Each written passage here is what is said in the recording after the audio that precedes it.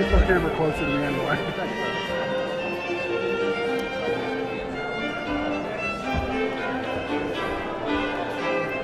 I'm gonna boom it like this.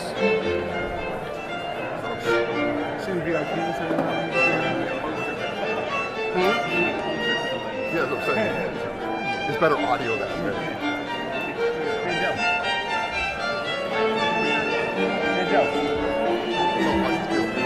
what do you mean?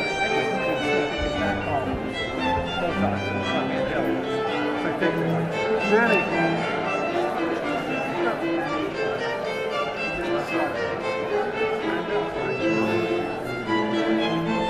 Just for a few minutes.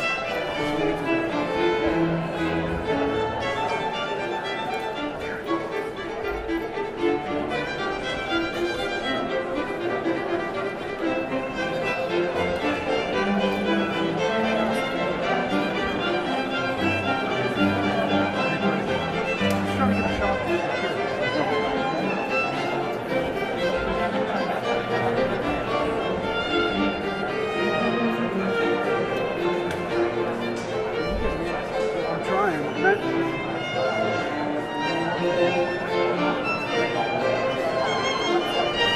Danny.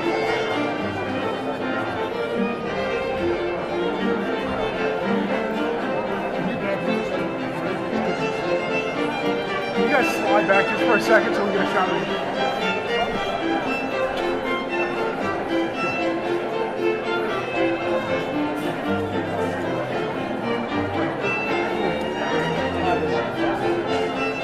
Yeah. Just for 1 second. Just so. There we go. I'll take that. How's that?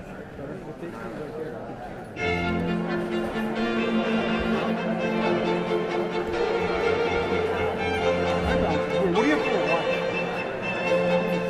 I'm at 2.9. It looks a little cold. Let me roll it down. Surf's really tricky. The house lights aren't the same as those big apertures.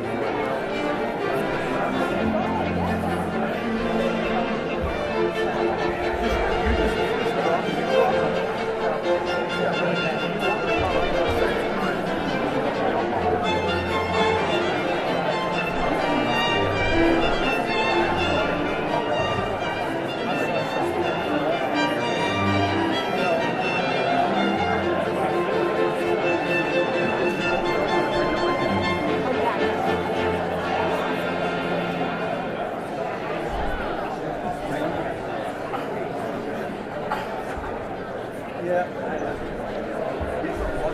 You can Oh, yeah. I'm just kidding. That's Linda McMahon, isn't it? What's that?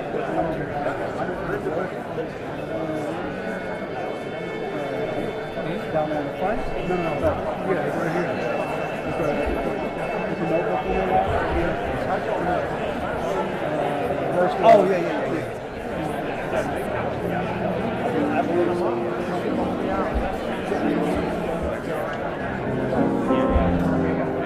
Yes.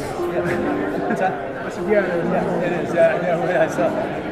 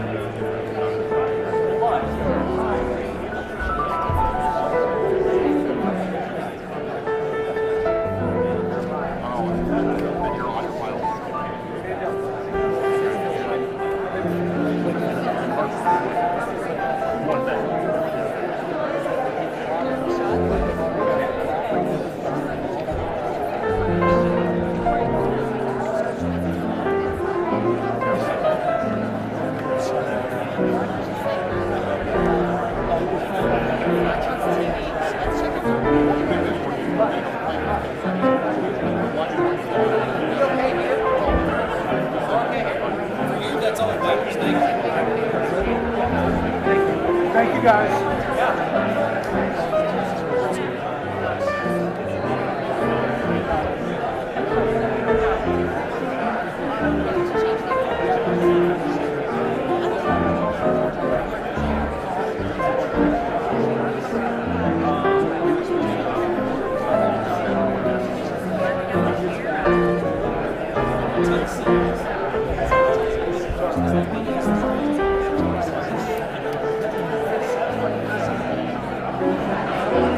Hi. Nothing. I was just. No, we're good.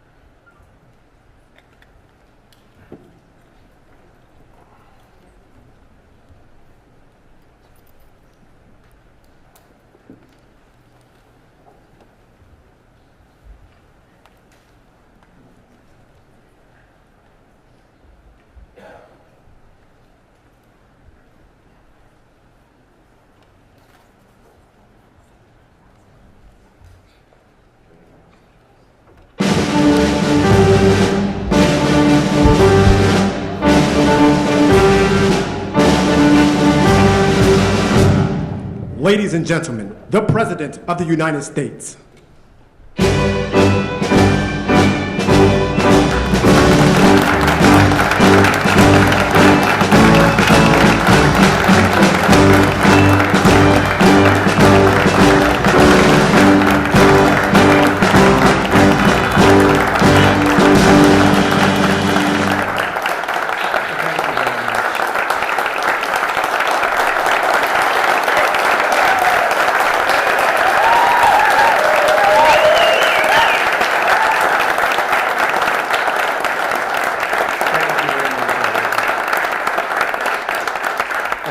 Start by saying that our country is doing very well. Things are, as you can see, doing quite well. Please sit down. Before we begin, I just want to announce that I signed a proclamation a few moments ago honoring the 250th anniversary of Patrick Henry's famous speech to the Second Virginia Convention, in which he declared very well-known, very famous words, "Give me liberty or give me death." Has anyone heard the phrase? I think most of you have.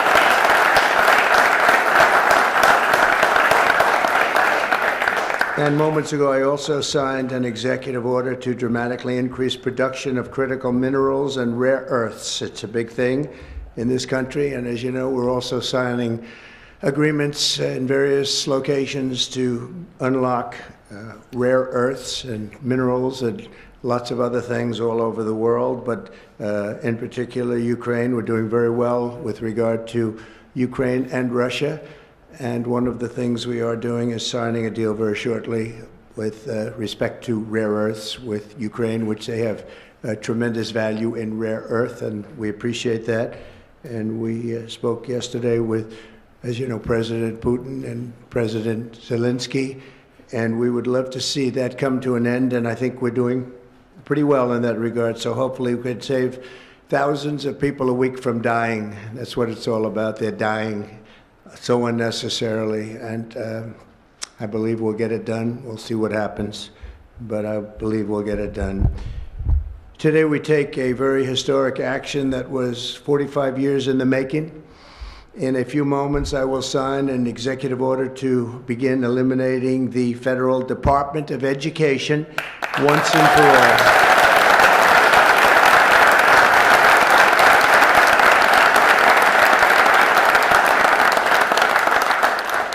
And it sounds strange, doesn't it? Department of Education, we're going to eliminate it, and everybody knows it's right. And the Democrats know it's right, and I hope they're going to be voting for it, because ultimately it may come before them, but everybody knows it's right, and we have to get our children educated. We're not doing well with the world of education in this country, and we haven't for a long time. And we're pleased to be joined today by the woman who I chose because she's an extraordinary person. And hopefully she will be our last Secretary of Education. Man, Linda, thank you. Thank you very much. That's another interesting statement. It's an interesting opening, right? But it's true, and it's been amazing how popular this has been. I tell people that this is what I'm doing today, and they say, "Oh, it's about time." Everybody says it. Republicans and Democrats have said it. They're all saying it. Also with us are some terrific people. Governors Greg Abbott. Greg, thank you very much. Governor Ron DeSantis, thank you very much, Ron. Mike Braun, congratulations on your victory, Mike. That was a big one. Mike DeWine, thank you very much, Mike. Jeff Landry. Jeff, thank you very much, Jeff. Bill Lee, thank you. Governors, all governors. Brad Little. Brad, thank you very much. Where are you, Brad? Hi, Brad.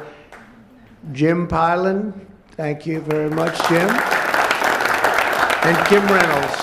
These are all people very interested in education, and I even see Dan Patrick over there, my friend Dan Patrick. We're joined also by Representatives Tim Walberg and Virginia Fox.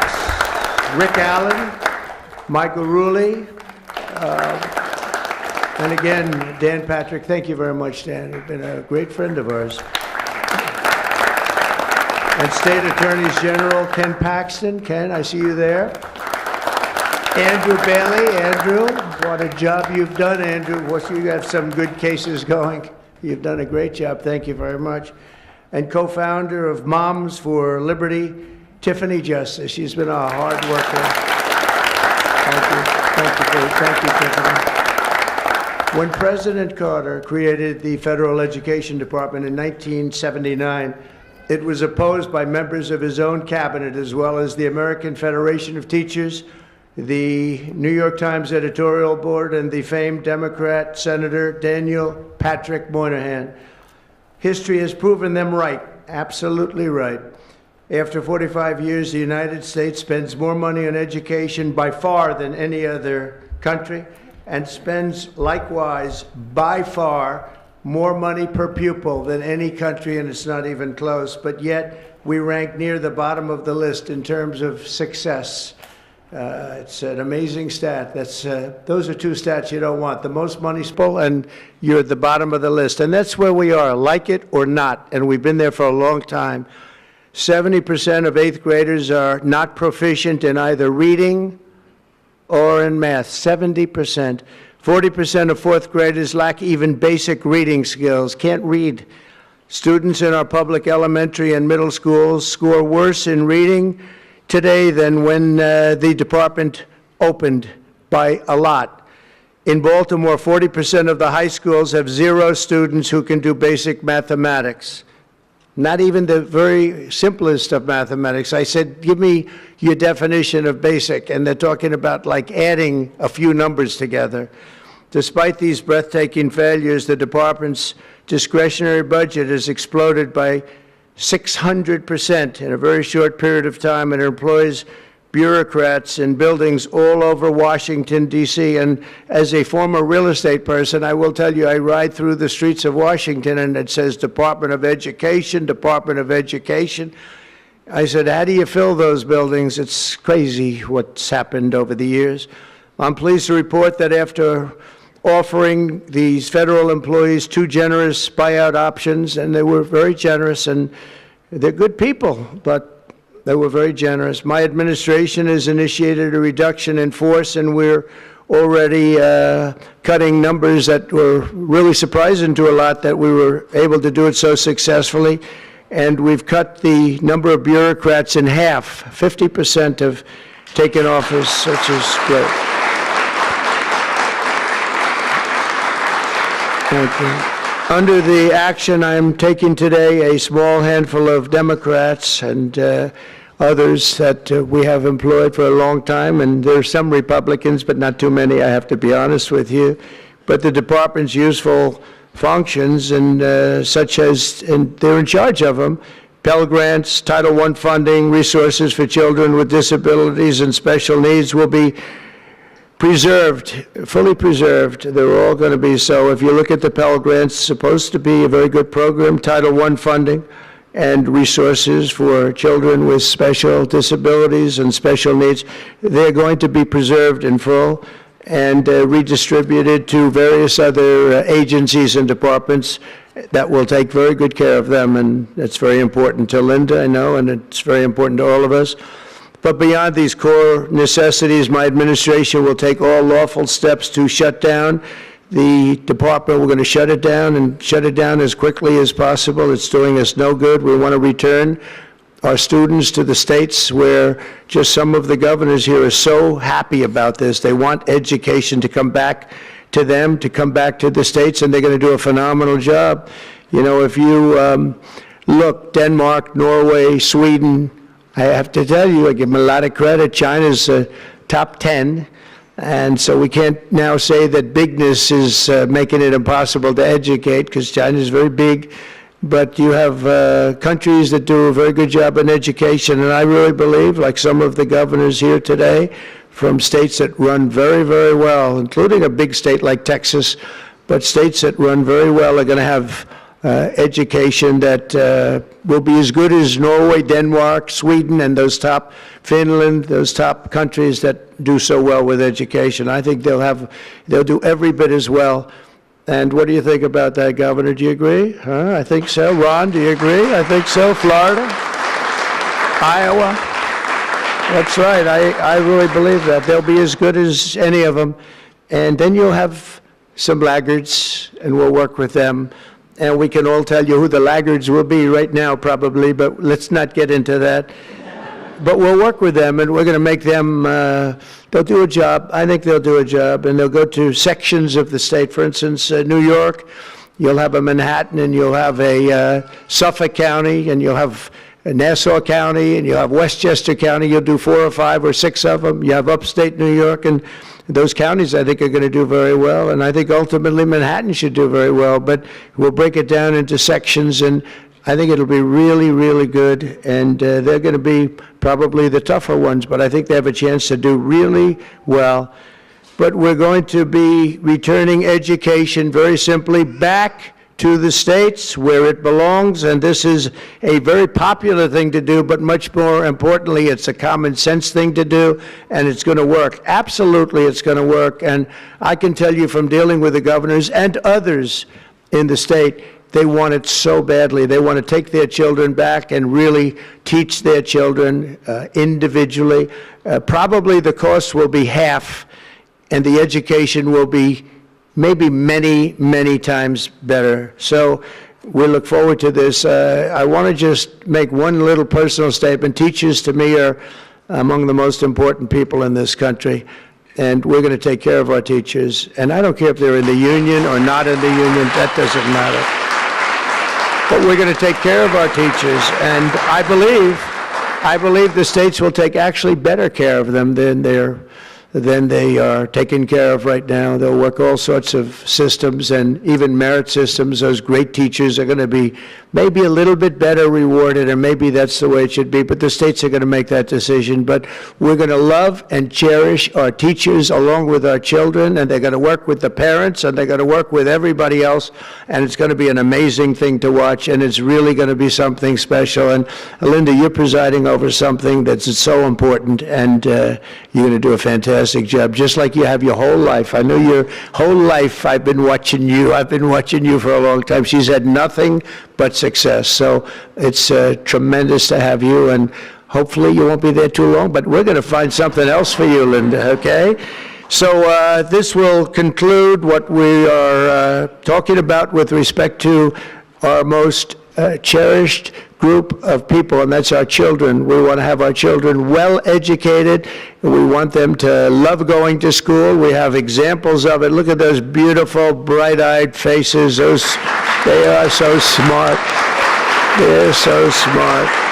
And with that, I'm going to come down, and we're going to sign a very important document, and we're going to be on our way. People have wanted to do this for many, many years, for many, many decades. And I don't know, no president ever got around to doing it, but I'm getting around to doing it, so thank you very much.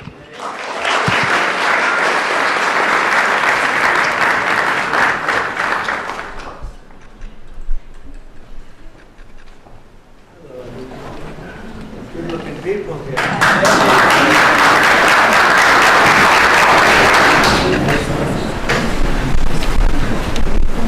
Should I do this? It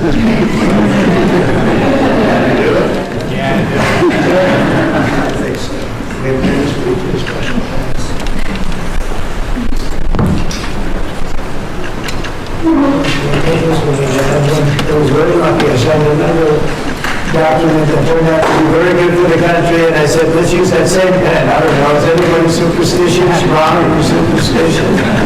Let's use that same pen.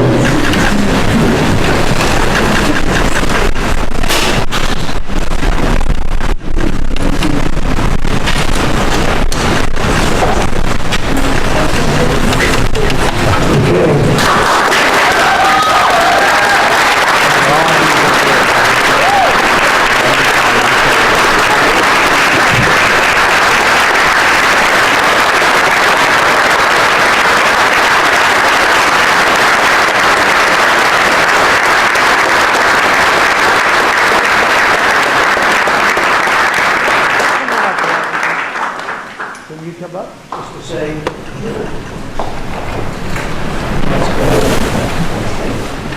important big factor here. Good luck.